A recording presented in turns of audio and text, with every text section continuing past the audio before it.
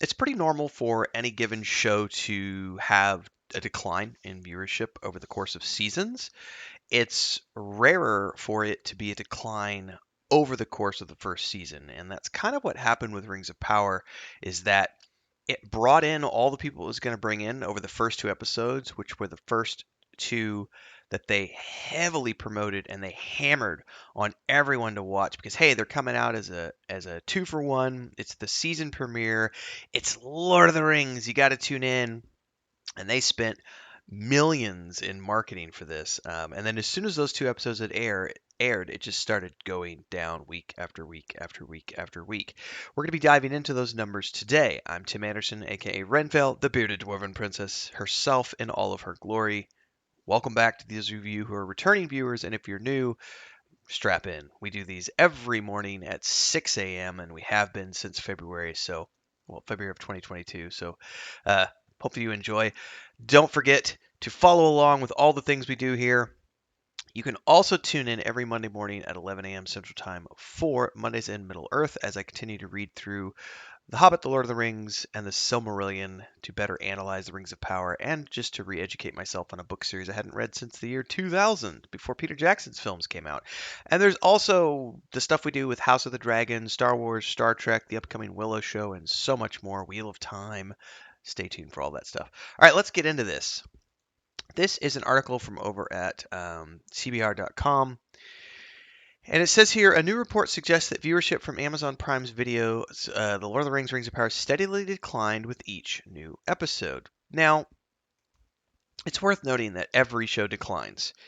It's very rare for a show to increase its audience with each subsequent season. But we're not even talking seasons here. We're talking just the first season. Like, we're not talking season 1, season 2, season 3, season 4.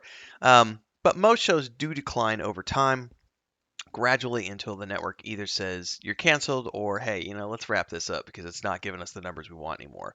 There are some shows that go out when they're still at their peak. Like Seinfeld is a good example of a show that was literally, I think, at an all-time high, if I'm not mistaken, or at least one of the all-time highs for its show, and they decided to just call it quits because they were all ready to move on to do different things, and they felt like they had told all the stories they were going to tell. Rings of Power has not told all the stories it's going to tell. According to an analysis from Variety, the Nielsen reports indicate that the show earned 1% fewer minutes streamed every consecutive week, with comparatively few viewers starting the show in the weeks after it premiered. It also seemed to have its largest drop off after its first 2 weeks, which showed a decline of around 20%. That suggests that a good amount of viewers who streamed The Rings of Power early also gave up on it pretty soon afterwards. Now, this goes into the fact that the first two episodes were marketed out the wazoo, and then those had come out. And I think most people are going to be willing to give it one more shot. Like the premiere hits, it was what it was. A lot of people have that shrug of the shoulders.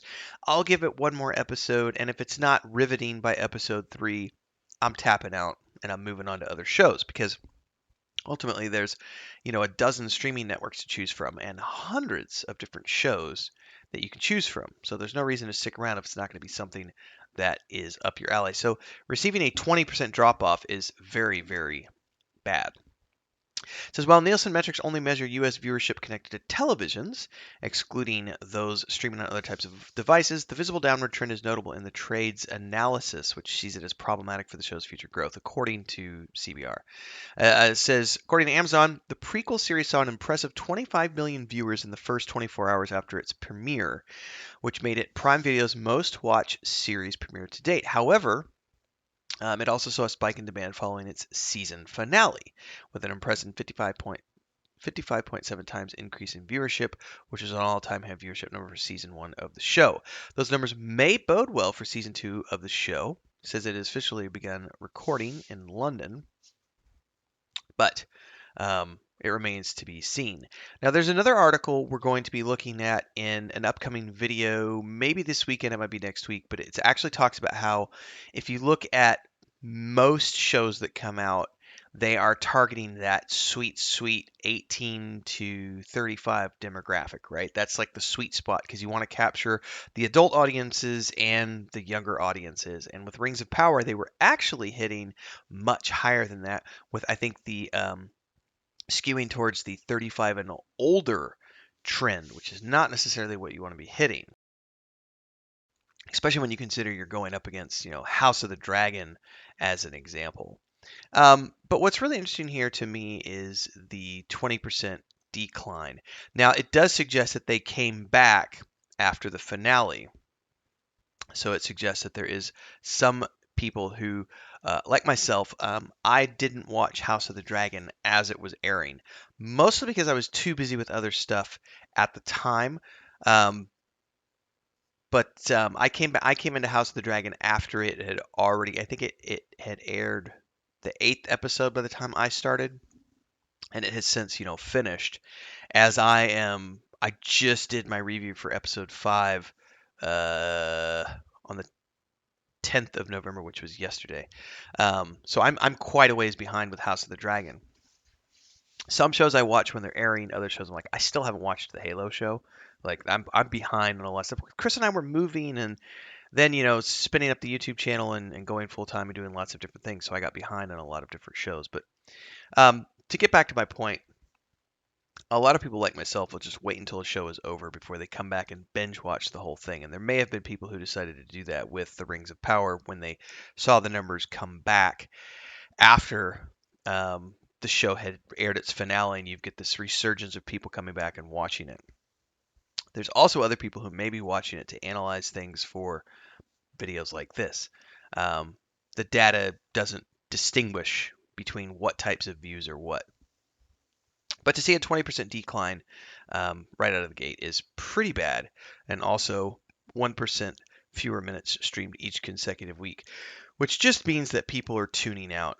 And I think this comes back, to what a lot of people had suggested, which is that the show just wasn't very, it wasn't entertaining in the sense that it didn't make you want to come back and watch over and over and over.